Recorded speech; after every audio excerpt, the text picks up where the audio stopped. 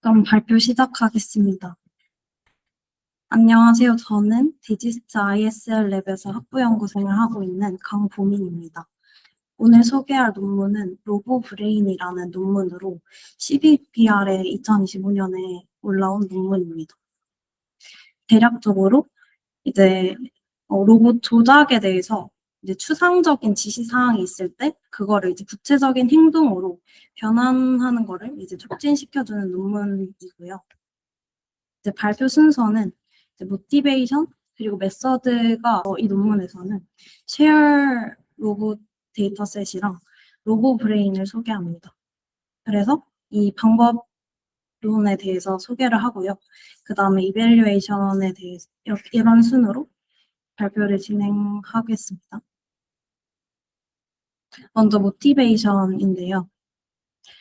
이제 기존에는 이제 LLM이 이제 VQA랑 뭐 이미지 캡셔닝 같은 그런 분야에 대해서는 많이 발전이 되었는데 이제 로봇을 조작하거나 이제 계획하는 거에 대해서는 그래도 조금 진행이 되고 있었습니다. 근데 이제 로봇의 필수 능력이라고 소개하는데요. 이제 로봇의 필수 능력이 이제 플래닝하고 어포던스랑 트래젝토리 이렇게 세 가지로 소개를 합니다.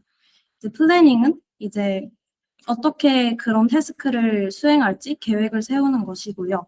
그리고 어포던스는 이제 그, 그 로봇이랑 이제 객체가 있으면은 그것이 접촉할 수 있는 부분에 대해서 다루고요.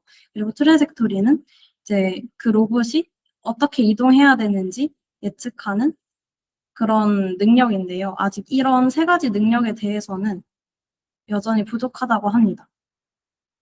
이제 데이터셋에 대해서는요, 아직, 약간 이런 분야에 대해서 큰 규모의 데이터셋이 많이 없었는데요.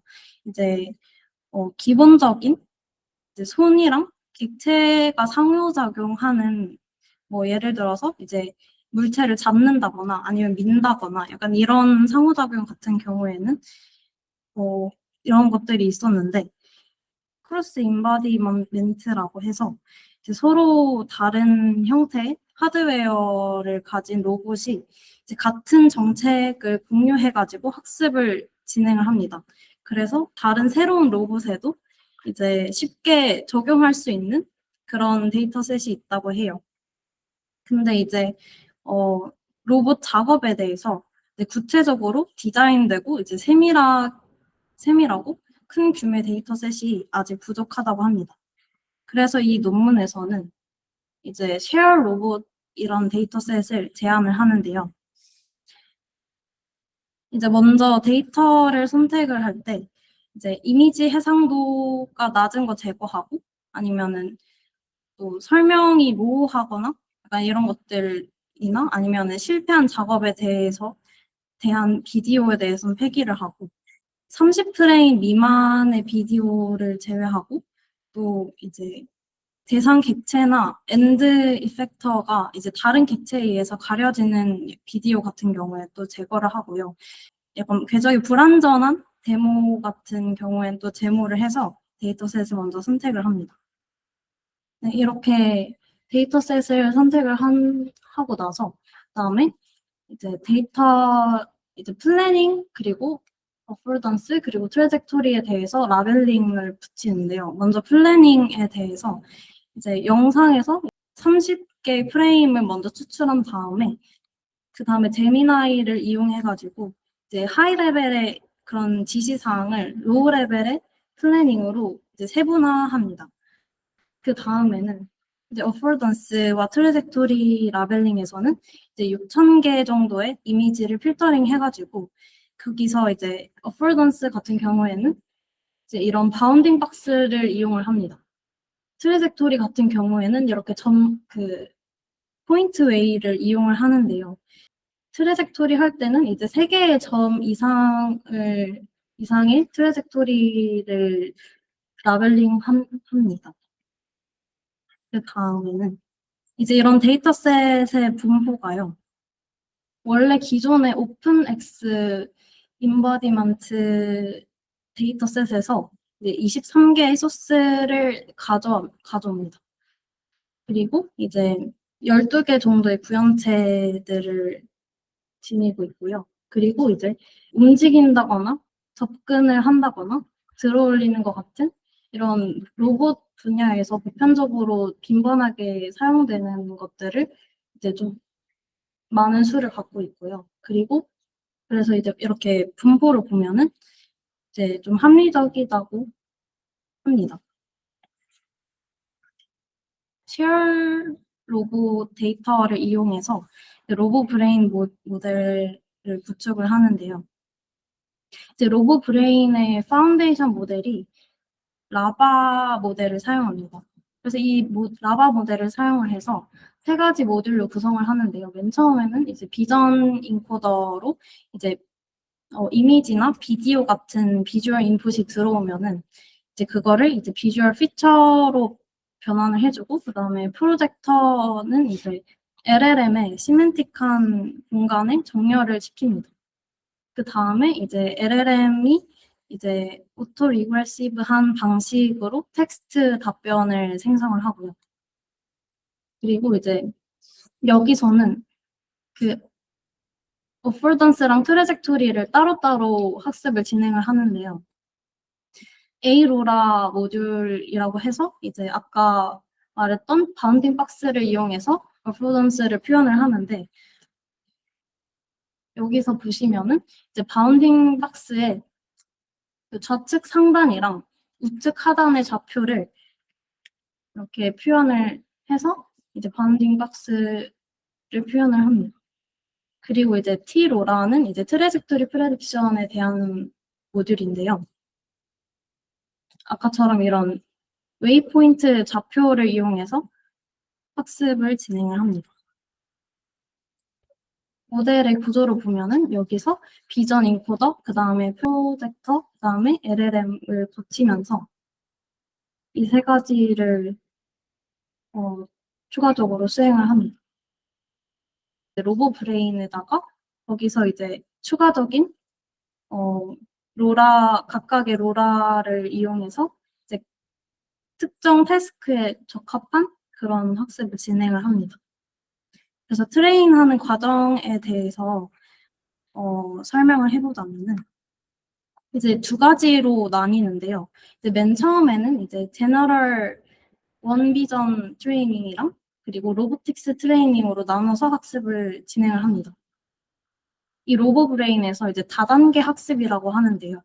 이제 일반적인 원비전 트레이닝에서는 이제 시각적인 특징이랑 그 LLM의 의미 공간을 일치를 시켜가지고 이제 일반적인 이제 월드 널리지를 배우게 되고요. 그리고 그 두 번째 단계에서는 이제 고해상도 이미지랑 비디오 데이터를 가지고 복잡한 비주얼 정보를 해석해서 이제 지시사항을 정확하게 수행할 수 있도록 이제 사람이 이제 지시사항을 넣어주면은 거기에 대한 이해도를 높입니다.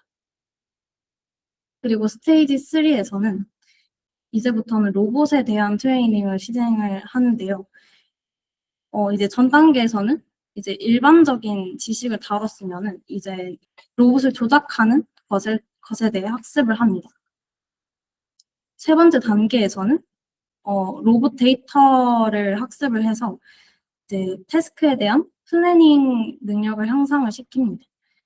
그리고 이제 로봇에 대한 데이터만 따로 학습을 하면은 이전과 조금 달라가지고 이제 망각을 일으킬 수 있어서 첫 번째에서 이용한 이제 고품질의 데이터를 혼합해가지고 학습을 합니다. 그리고 마지막 단계에서는요, 이제 아까 말씀드렸던 A로라랑 T로라를 이용해서 이제 각각의 태스크에 대해서 학습을 합니다. 그래서 이제 전반적인 흐름을 보면은 이 논문에서 말하고자 하고 싶은 게 이제 추상적인 지시 사항에서 이제 구체적인 행동으로 바꿔주는 과정인데요. 이 그 트레이닝 하는 과정에서 단계적으로 학습을 시키면서 이런 추상화에서 구체적으로 변환하는 것을 촉진을 시킨다고 합니다. 이제 이밸류에이션에 대해서 발표를 할 건데요.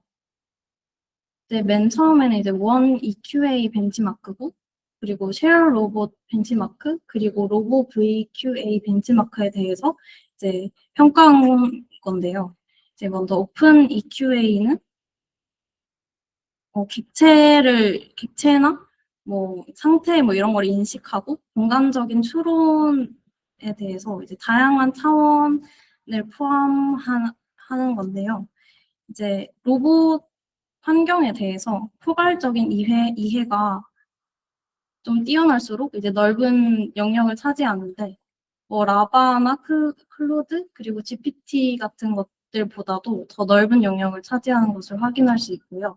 그리고 쉐어 로봇 벤치마크는 아까 첫 번째로 말씀드렸던 이제 이 논문에서 구축한 데이터셋인데, 여기서 평가를 했을 때는 가장 압도적으로 넓은 영역을 차지하고 있음을 보여주고 있습니다.